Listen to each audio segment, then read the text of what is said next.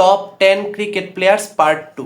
চলুন শুরু করি। প্রথমে কিন্তু ড্যারেন সামির নাম চলে আসছে। ড্যারেন সামি অনেক ভালো একজন ক্রিকেটার ছিলেন, আমার অনেক ফেভারিট প্লেয়ার ছিলেন।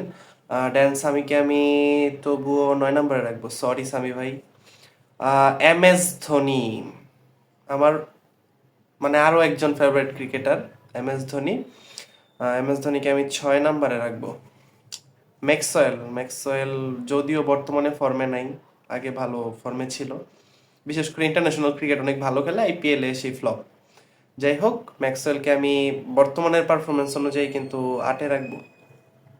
বিরাট কোহলি বিরাট কোহলি একেই রাখতাম, কিন্তু পরবর্তীতে কার নাম আসবে তা তো আমি জানি না। 2-এ রাখলাম বিরাট কোহলিকে। Ben Stokes 5। ক্রিস গেইলকে আমি রাখবো 3 নম্বরে। কুইন্টন ডি কক 7 নম্বর। Rashid Khan 10। David Warner 4। David Warner যে 4-এ দিব, এরপরে 1 নম্বরটা খালি, 1 নম্বরে কার নাম আসবে জানি না।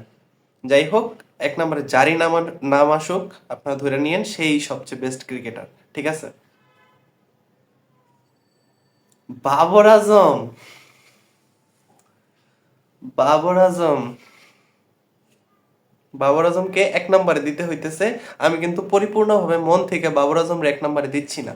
আমার বিরাট কোহলিকে প্রথমে একে দেওয়া উচিত ছিল। আমি ভাবছিলাম আরো ভালো ক্রিকেটারের নাম হয়তো আসবে, কিন্তু শেষে বাবর আজমের নাম আসলো। বাবর আজম 2 বা 3-এ থাকতে পারে, কিন্তু 1 নম্বরের যোগ্য বাবর আজম না। কিন্তু আমার দিতে হইতেছে, এখন কিছুই করার নেই। Sorry guys.